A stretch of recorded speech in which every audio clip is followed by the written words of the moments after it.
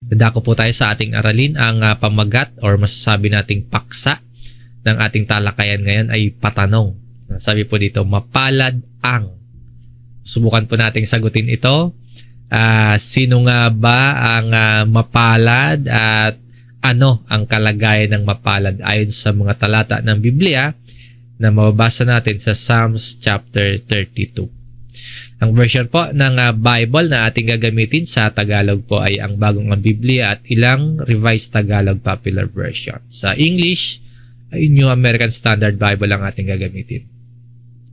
Basahin po natin at ating pagbulay-bulayan ang mga mensaheng nakapaloob sa Psalms chapter 32 verse 1 hanggang 6. Mapalad siya na pinatawad ang pagsuway, na ang kasalanan ay tinakpan.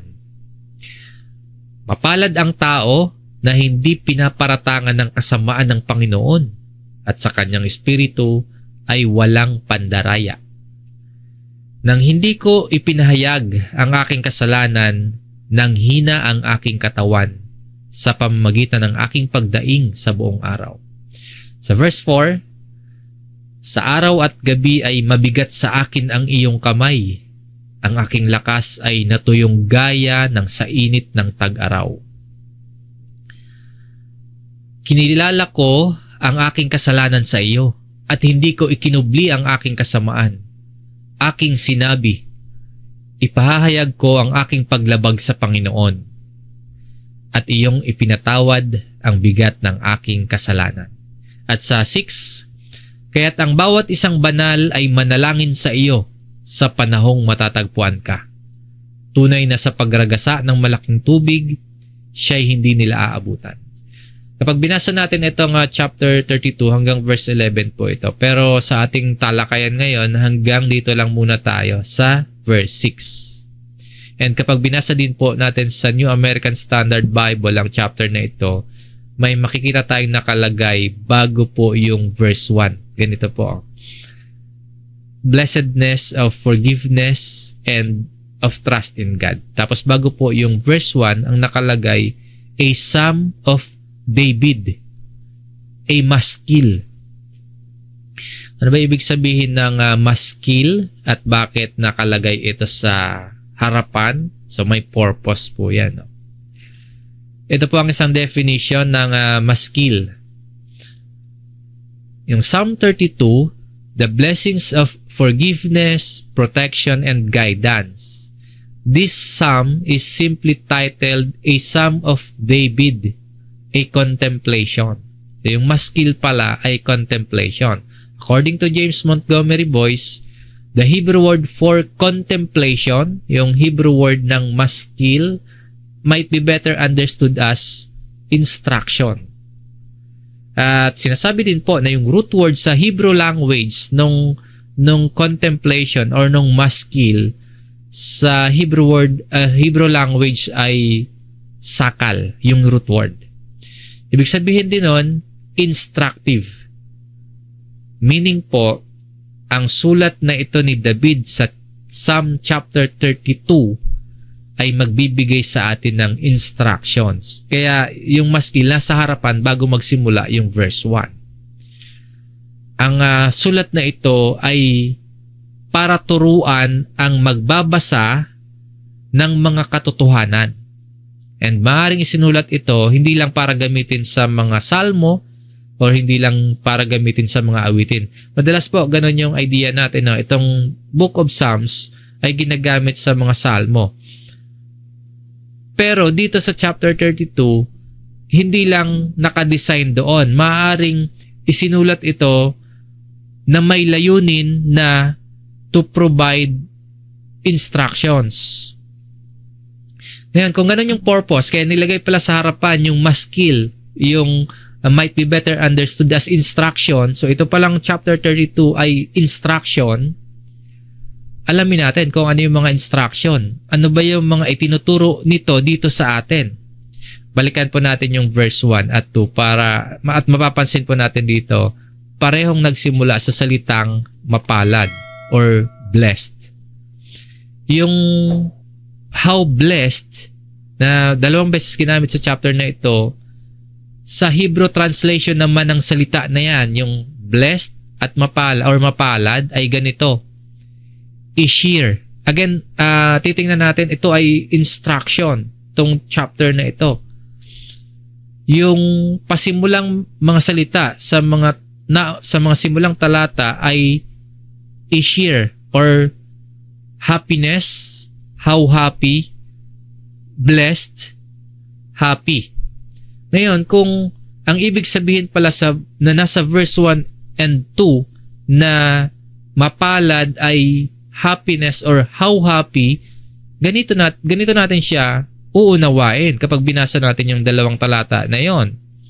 Sa verse 1, how happy ang tao na pinatawad ang pagsuway. No? How happy ang tao na ang kasalanan ay tinakpan. Sa verse 2, how happy, di ba? Ishir, mapalad ang tao. How happy ang tao na hindi pinaparatangan ng kasamaan ng Panginoon at sa kanyang espiritu ay walang pandaraya. Kaya bilang mga mananampalataya po, maging totoo ito sa iyo ngayon. Happy ka ngayong alam mo na pinatawad ng Diyos ang iyong kasalanan. At yung happiness na meron ka, hindi lang ordinaryong happiness. Dahil yung ginamit nga po dito, mapalad or blessed. Ibig sabihin, kakaibang level ng happiness yung meron ka ngayon. Para sa marami po, madalas happy tayo kapag may achievement tayo dito sa mundo. Halimbawa, estudyante ka, nag-graduate, happy ka kasi graduate ka na or makakagraduate ka. Or kapag nagkatrabaho ka or kaya kapag sumweldo ka. Sa iba yan yung nakakapag happy. Or sa iba po, kapag nagkaroon ng boyfriend o kaya nagkaroon ng girlfriend or asawa, nagiging happy.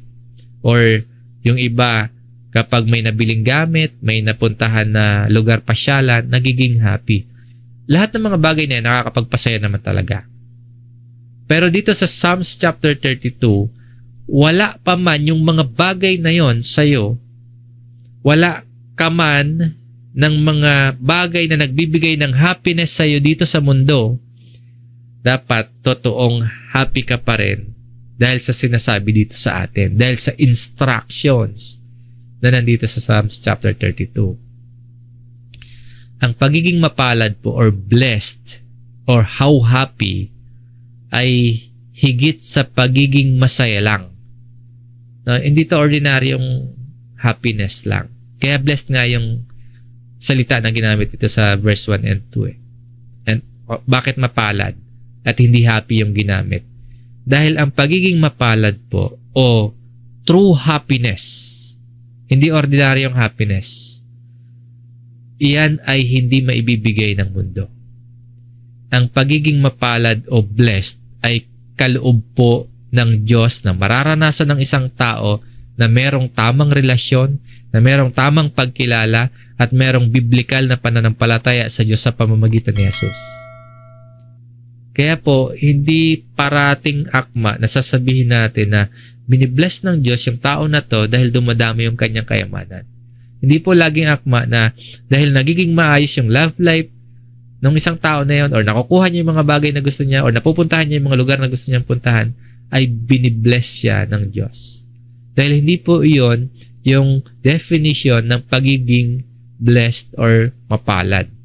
Kundi ang pagiging mapalad ay ang maranasan ng tao ang biyaya ng Diyos. Ano ba yung biyaya ng Diyos? Kapag pinag-isipan natin itong verse 1 and 2, ang biyaya ng Diyos ay pagkatamo ng ganap na pagpapatawad ng Diyos.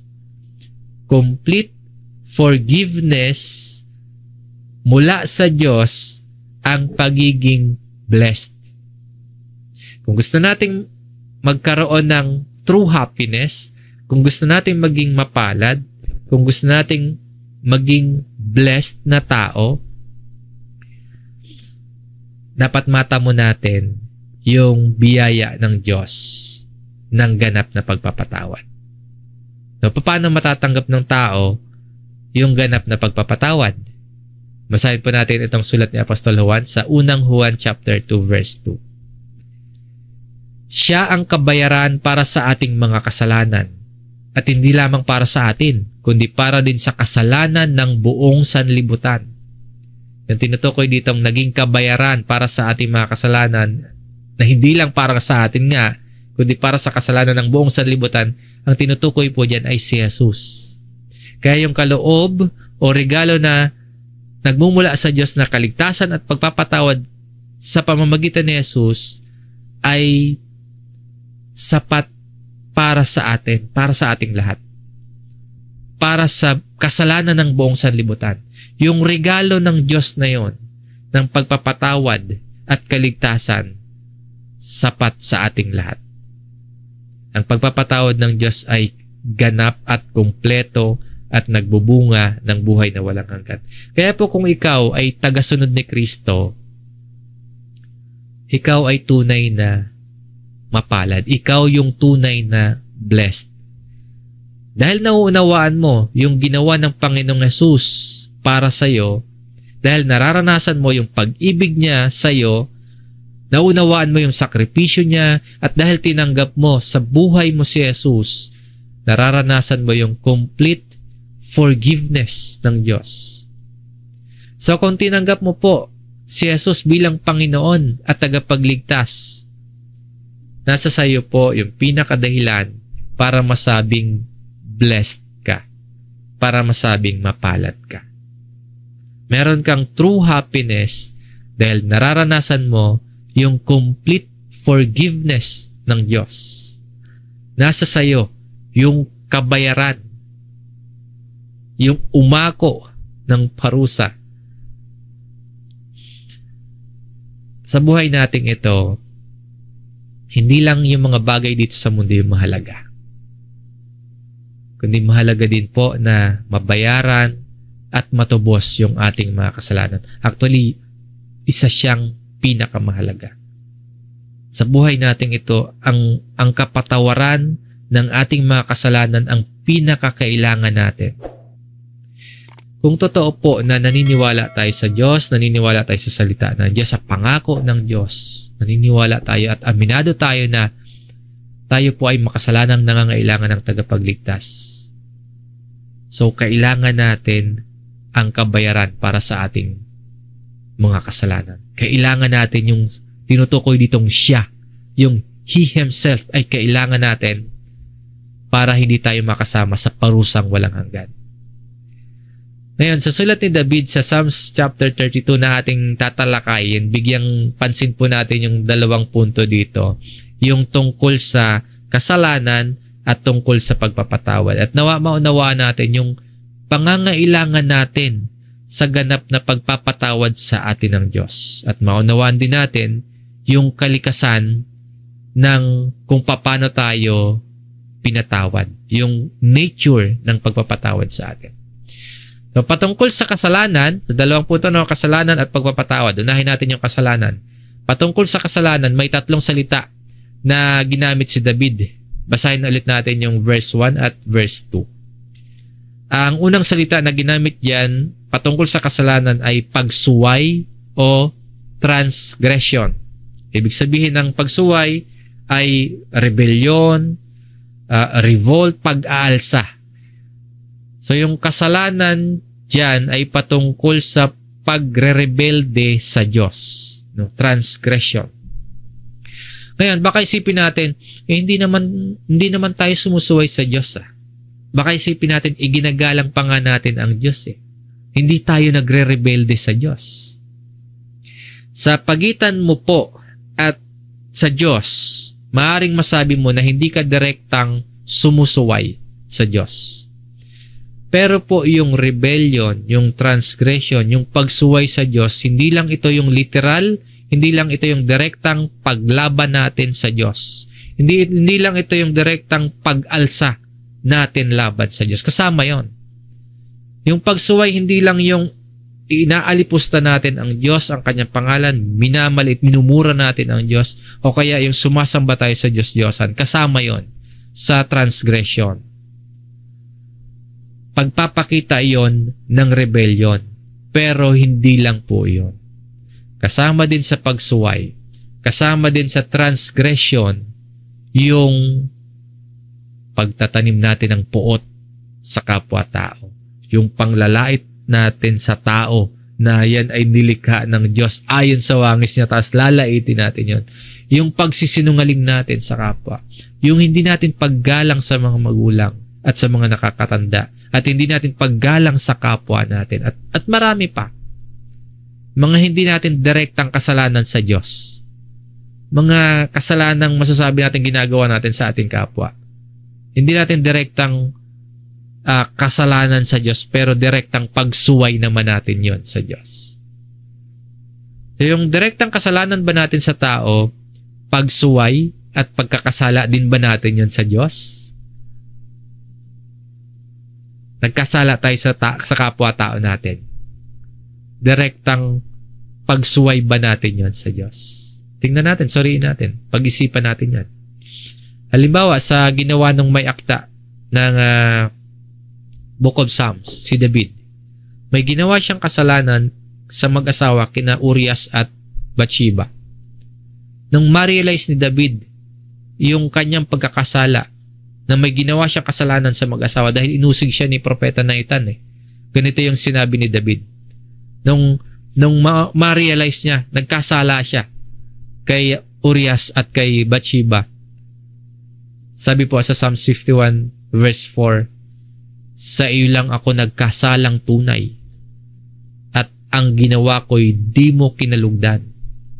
Kaya may katuwiran ka na ako'y hatulan, marapat na ako'y iyong parusahan. Dito po ay ina-acknowledge ni David, may ginawa siya na hindi nalugod ang Diyos.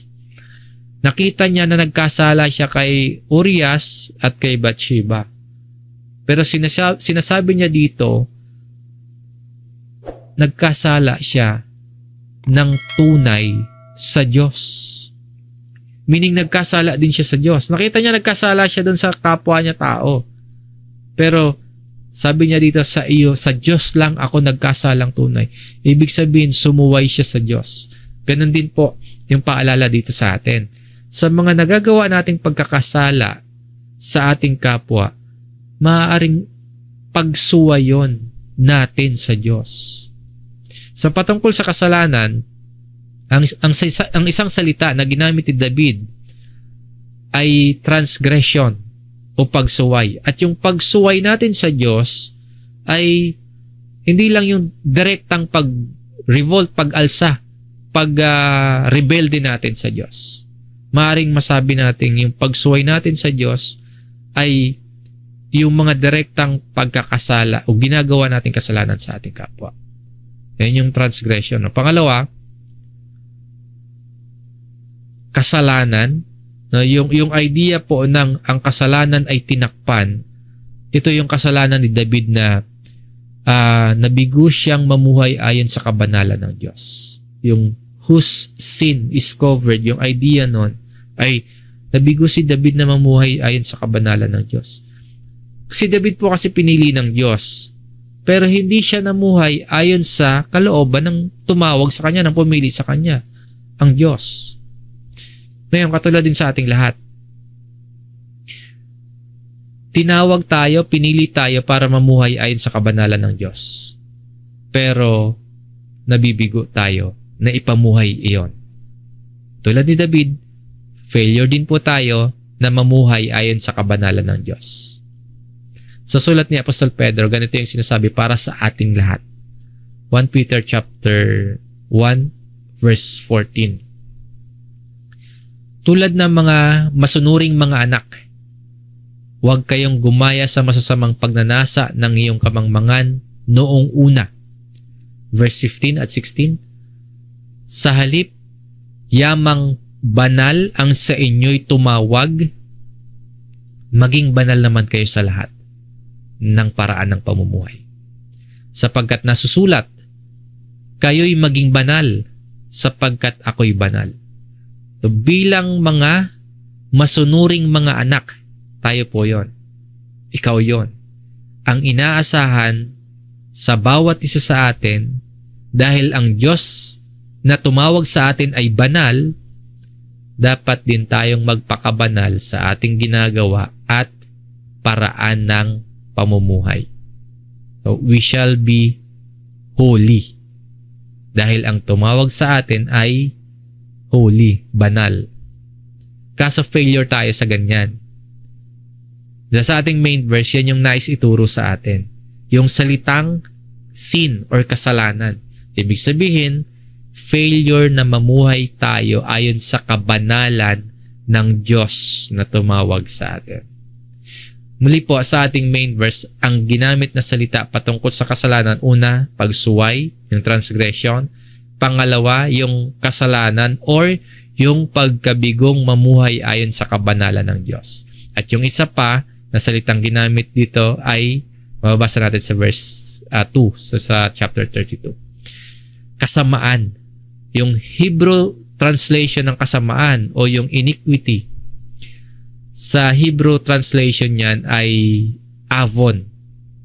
Katulad ng ibig sabihin na perversity. Yung kasamaan. Ibig sabihin, yung kasamaan na tinutukoy dito, katampalasanan, kabuktutan, ito yung sadya o intention na magkasala. Yung kasamaan na binabanggit dito, yung iniquity, kapag nagkasala tayo, nagkasala talaga tayo. Tayo yung gumawa ng kasalanan na yun. Intention nating gawin yun. Yun yung kasamaan.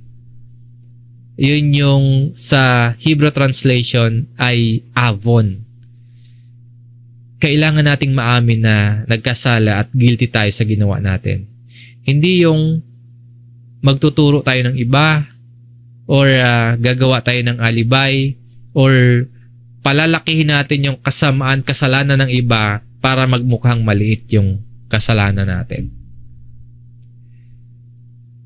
Nagawa natin ang isang kasalanan dahil ginawa natin. Hindi yung nag-aalibay lang tayo, na nadala lang tayo.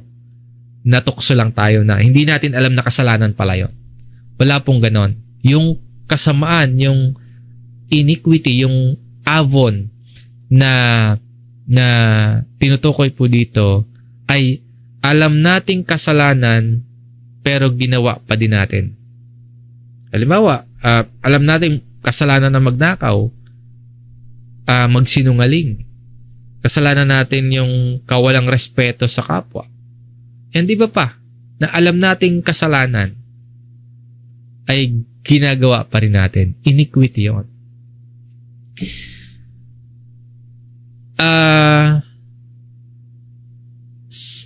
Ang ginamit dito ni Haring David na mag-describe or patungkol sa kasalanan ay transgression, sin, at itong pangatlo yung kasamaan.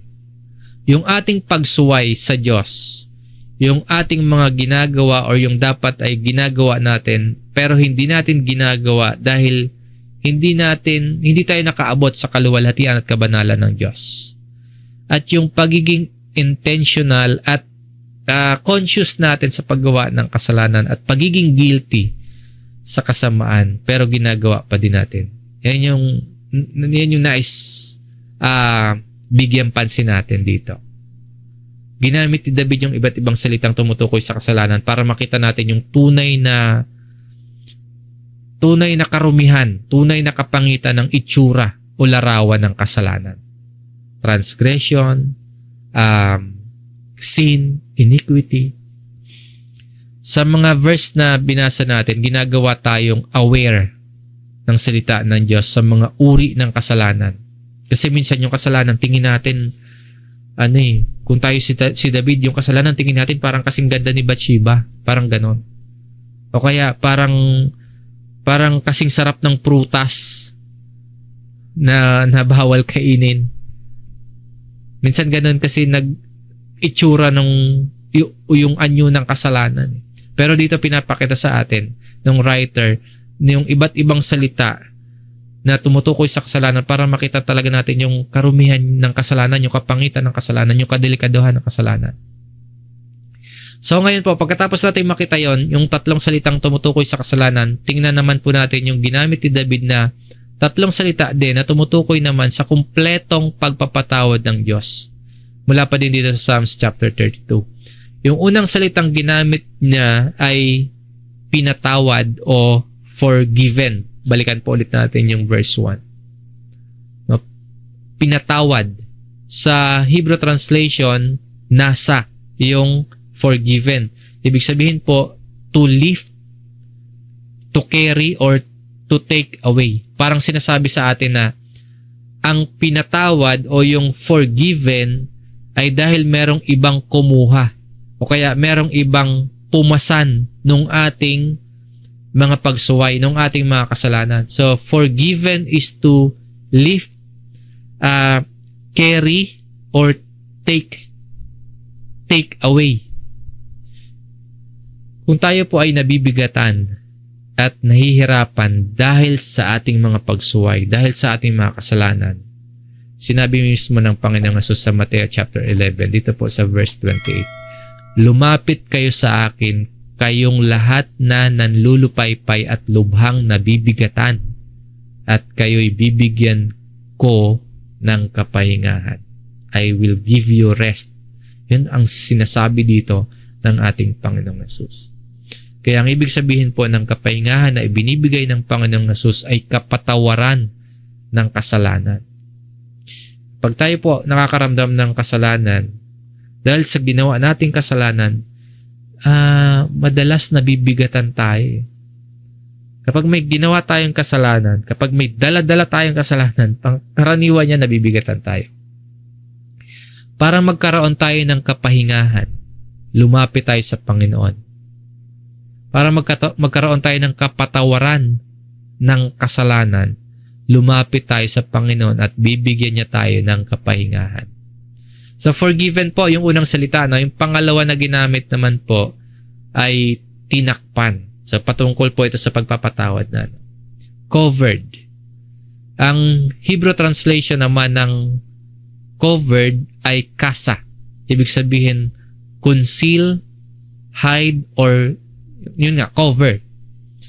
Paano ba natin matatakpan? Paano ba natin maitatago yung kasalanan natin? Hindi natin kaya. Sa Diyos, wala tayong maitatago. Walang may kaya sa atin na takpan yung ating kasalanan. Kahit si David nga na naging makapangyarihang hari, hindi niya nagawang i-cover, hindi niya nagawang takpan, hindi niya nagawang i-hide, hindi niya kayang i-conceal yung kasalanang ginawa niya nung mabuntis niya si Bathsheba. Kung alalahanin natin yung kwento na yon, dahil pinilit ni David na i-cover yung kasalanan niya, ano pa yun, nagbunga pa yun ng sunod-sunod na kasalanan na naglagay sa kanya sa isang malungkot at mahirap na sitwasyon.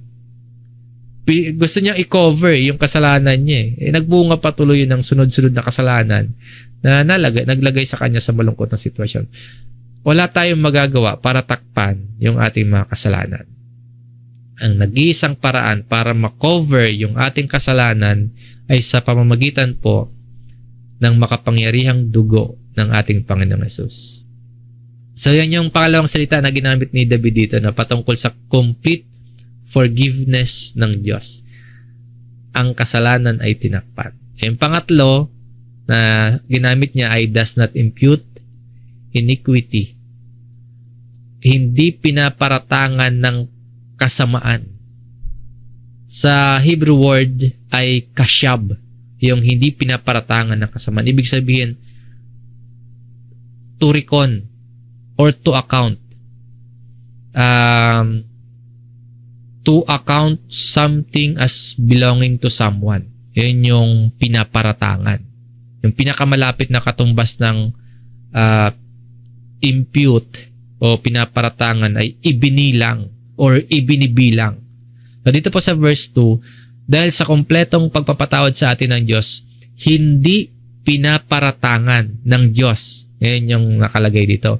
Hindi ibinibilang ng Diyos ang ating mga kasamaan or kasalanan. Kasi yung Yung pinakamalapit na salita na pinaparatangan ay yung nakatumbas nun ay ibinibilang or ibinilang. Pero dito po, sinasabi sa verse 2, hindi ibinibilang, hindi pinaparatangan ng Diyos. Hindi isinasama, hindi ibinilang ng Diyos ang ating mga kasalanan. Kaya yan yung dahilan kung bakit ikaw ay taong mapalad. So, yung pinatawad ang pagsuway, yung kasalanan ay tinakpan, at yung hindi pinaparatangan ang kasamaan, yan yung mga salitang ginamit ni David para ipakita sa atin yung complete forgiveness ng Diyos at kung bakit ang bawat isang tao na pinatawad ay tunay na mapalad. Sa mga talatang ating binasa, ipinakita po kung gaano kalaki yung problema ng tao dahil sa kasalanan. And kasabay pong ipinakita din yung kumpletong solution o kumpletong pagpapatawad ng Diyos sa ating napakalaking problema dahil sa kasalanan. And tandaan po natin yung complete forgiveness ng Diyos, wala sa atin yan na deserving. Yung pagpapatawad sa atin ng Diyos. Yung pinatawad yung ating pagsuway, yung kasalanan natin ay tinakpan, yung hindi tayo pinaparatangan ng kasamaan ay hindi natin yan deserve. Sadyang mapagmahal ang Diyos sa atin.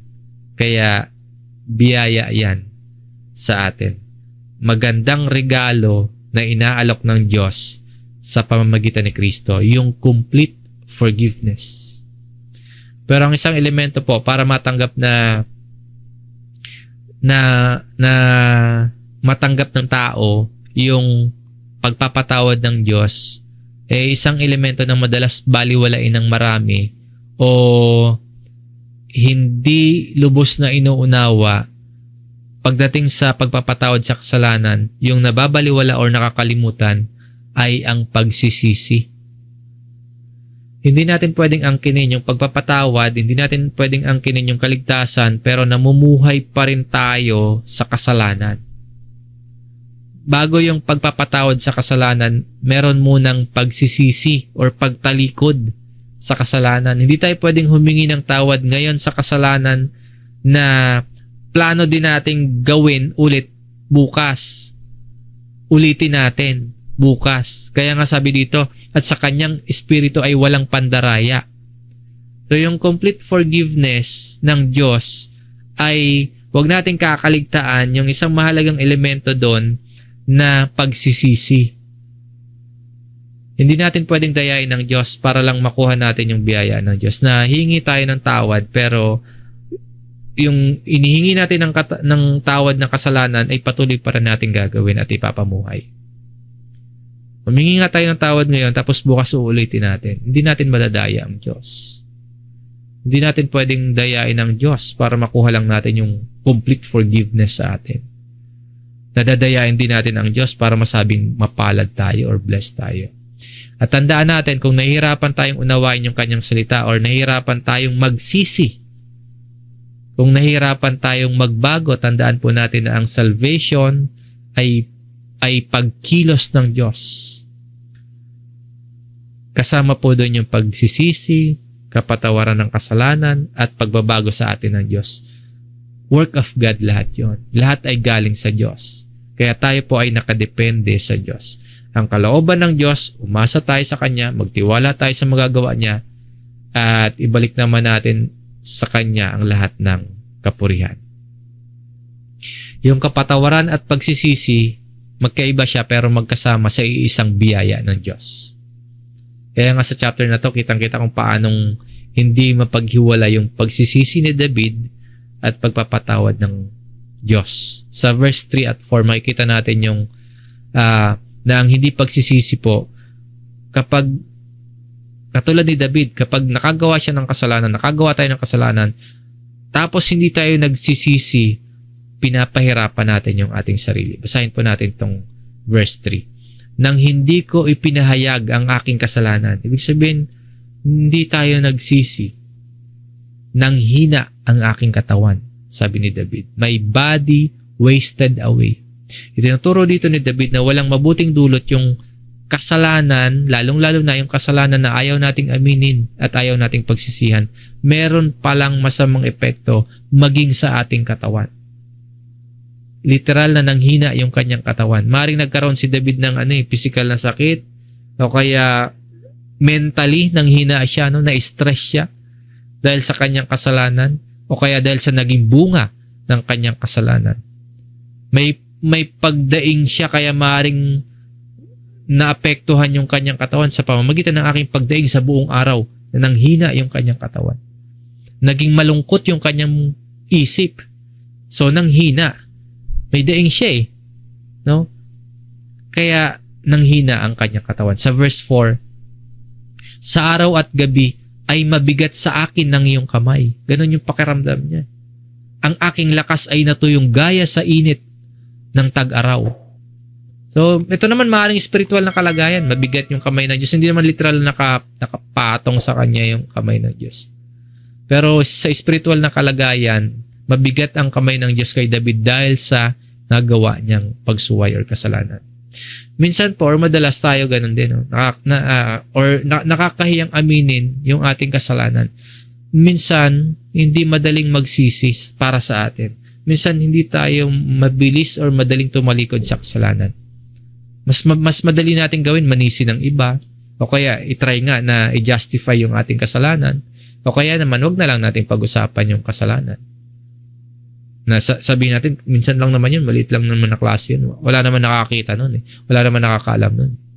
So, para sa atin, mas madaling itago kaysa aminin sa Diyos at magsisi. Mas madaling itago yung kasalanan. Minsan ganun tayo. No? Kaysa nahirapan tayong aminin, nahirapan tayo pagsisihan. Pagsisisi, hindi lang yung nagsisi tayo sa emosyon, kundi pagtalikod. Total pagtalikod sa kasalanan. So, sa sulat na ito ni David, ipinapakita niya yung bigat ng hindi pagtalikod sa kasalanan. No?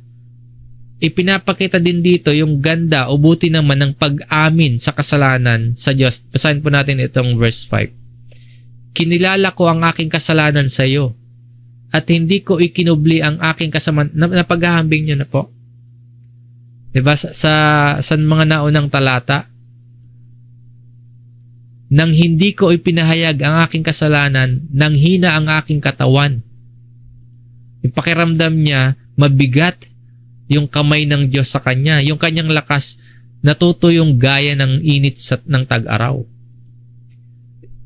Nung kinilala ni David yung kanyang kasalanan, nung hindi niya ikinubli ang kanyang kasamaan, nung ipinahayag niya ang kanyang paglabag sa Panginoon, sabi po dito, at iyong ipinatawad ang bigat ng aking kasalanan. So sa mga naunang talata, nakita natin na walang mabuting bunga yung pagtago ng kasalanan. Dito po sa verse 5, makikita natin yung buti ng pag-amin, yung ganda ng kalagayan ng nagsisisi sa kasalanan at ipinahayag sa Panginoon ang pagsuway o ang kasalanan. Sabi dito ni David, I acknowledge my sin to you. Minsan kasi, di ba, mahirap tayong i-acknowledge yung kasalanan natin. Mas madali pang isisi sa iba dahil sa kanya yun, or mas malaki yung kasalanan niya, ituro yung iba. Sabi dito, and my iniquity I did not hide. Ang tunay na pagsisisi ay nagsisimula sa pag-amin na mali yung ginagawa nating kasalanan, na dapat walang pagdadahilan, walang pagtuturo. Sa pag-amin natin ng kasalanan, wala tayong dapat ikinukubli sa Diyos dahil wala naman talaga tayong maikukubli, wala naman talaga tayong maililihim, wala tayong maitatago na kasalanan sa Diyos. So sabi po dito, I will confess my transgressions to the Lord. Kung magiging tapat ang isang tao at buong puso na nagsisisi at umaamin sa kanyang kasalanan sa Panginoon, patatawarin ang tao na yon ng Panginoon. Sa last part ng verse na ito, sabi po dito, and you forgave the guilt of my sin. Ginhawa ito sa atin, kapahingahan ito sa atin. Tunay na blessed tayo kapag ganito. At iyong ipinatawad ang bigat ng aking kasalanan. Sabi po ng psalmist pa sa verse 5 dito naman sa chapter 85, sapagkat ikaw, Panginoon, ay mabuti at mapagpatawad, sagana sa tapat na pag-ibig, sa lahat ng sa iyo ay tumatawag. So maging handang tumawag, umamin at lumapit sa Panginoon. Dahil ang ating Panginoon po ay mabuti at mapagpatawad. Sabi po dito, abundant in loving kindness. Para kanino? To all who call upon you. Sa lahat ng tumatawag sa Panginoon. At sa verse 6 po ng ating main text dito sa chapter 32, kaya't ang bawat isang banal ay manalangin sa iyo sa panahong matatagpuan ka. Nagsimula yung verse na ito sa therefore, no, kaya't. May specific na reason or connection ito sa naunang talata. Yung itinuturo sa verse 5, may kaugnayan dito sa verse 6. Matapos po yung pagsisisi, yung pag-amin at paghahayag ng kasalanan at pagpapatawad ng Diyos, sabi po dito, therefore, tapos lahat ng yon, ang isang banal ay manalangin sa Diyos. Manalangin sa panahong matatagpuan ang Diyos. So matapos yung kapatawaran ng kasalanan, ay ang pagkakaroon ng bagong kalagayan. Ang tawag na banal or godly. Sa lahat na, to let everyone who is godly, meron ng bagong kalagayan. Hindi dahil sa gawa natin, kundi dahil sa biyaya, dahil sa habag, dahil sa kabutihan sa atin ng Diyos. Tayo ay itinuturing at tingin ng Diyos ay banal, maka-Diyos. Itong patotoo po ni David sa kanyang sulat ay isa pong encouragement at example para sa ating nagbabasa ng kanyang sulat na ito, na nagpapakita na ang Diyos po ay handa at ang Diyos po ay nais patawarin tayo sa ating mga kasalanan. Now, everyone who is godly, pray to God in a time when you may be found God. Ibig sabihin po, darating pala yung oras na hindi natin matatagpuan ng Diyos. Kapag hindi natin natagpuan ng Diyos, hindi natin matatanggap ang kapatawaran ng ating kasalanan. So, kung posible palang mangyari yung panahon na yun na hindi natin matagpuan ng Diyos, kailan yun? Maaaring yan ay sa pagbabalik ng ating Panginoong Hesus. Or kaya sa oras na matapos yung buhay natin dito sa lupa, alinman yung mauna. Sa panahon na yun, matapos yung oras natin dito sa lupa or dumating ang Panginoong Hesus, kapag hindi tayo lumapit sa Diyos, kapag hindi tayo tumawag sa Diyos, kapag nangyari yon na dumating ang Panginoon or nauna na matapos yung oras natin dito at hindi tayo nagsisi sa ating mga kasalanan, na hindi natin tinanggap yung regalong iniaalok ng Diyos, baka mahuli ang lahat. Huwag nating hintayin mahuli ang lahat, kaya dapat pakinggan natin ito. Bawat isang banal ay manalangin sa Diyos sa panahong matatagpuan ang Diyos. Sabi din po ni Propeta Isaiah sa kanyang sulat sa Isaiah chapter 55 dito sa verse 6 at 7. Inyong hanapin ang Panginoon habang siya'y matatagpuan. Tumawag kayo sa Kanya habang siya'y malapit. Lisanin ng masama ang kanyang lakad at ng liko ang kanyang mga pag-iisip, at manumbalik siya sa Panginoon at kanyang kaawaan siya at sa aming Diyos, sapagkat siya'y magpapatawad ng sagana. Ngayon, itong hanapin ang Panginoon habang siya ay matatagpuan, ay ito yung habang may lakas, meron pa tayong oras at meron pa tayong buhay. Ngayon ito, habang meron pa tayong pagkakataon. So habang meron pa tayong kakayanan ng matagpuan siya, huwag na nating patagalin pa, huwag na nating ipagpabukas pa. Hanapin ang Panginoon, tumawag, at kung gagawin daw po natin ang mga ito, sabi po dito, lisanin ng masama ang kanyang masamang lakad, lisanin ng liko yung kanyang likong pag-iisip, tapos manumbalik sa Panginoon. Sabi po sa bandang dulo ng verse 7, for He will abundantly pardon. Ang Diyos ay magpapatawad ng sagana. So lumapit tayo sa Diyos ngayon habang siya ay ating matatagpuan, habang siya ay malapit. O aminin natin sa Kanya ang ating mga kasalanan. Magsisi tayo talikuran ng ating kasalanan. Tanggapin natin ang ating Panginoong Jesus. Lahat ito sa Panginoong Jesus natin matatagpuan at mararanasan. Yung saganang pagpapatawad ng Diyos. Sa Panginoong Jesus, meron tayong tunay na happiness, tunay na kaligayahan. At dahil sa Panginoong Jesus, tayo ay tinatawag na blessed people. Dahil sa Panginoong Jesus, ikaw ay matatawag na mapalad na tao. Dahil sa Panginoong Jesus, ikaw ay may tunay na kapahingahan. So, sino po yung mapalad at ano yung kalagayan ng mapalad na tao ayon sa mga talata ng Biblia na ating binasa dito sa Psalms chapter 32? Mapalad ang tao na pinatawad ang pagsuway, na ang kasalanan ay tinakpan. Mapalad ang tao na hindi pinaparatangan ng kasamaan ng Panginoon at sa kanyang espiritu ay walang pandaraya. So, hindi lang sa material yung sukatan, no? Hindi lang sa pinansyal, sa mga tagumpay at kasaganahan dito sa mundo, yung timbangan at sukatan ng pagiging blessed o kaya mapalad. Ang taong mapalad ay ang taong nakay Kristo, nagsisisi at tumanggap ng kapatawaran ng kasalanan, nagtitiwala sa Diyos at may naghihintay na buhay na walang hanggan. Yan po yung taong mapalad. Hanggang dito po ang ating pag-aaral. Salamat po sa inyong pakikinig mga kapatid. Sa Diyos ang kapurihan. Hanggang sa susunod, magkasama-sama tayong muli. Tayo po ay manalangin.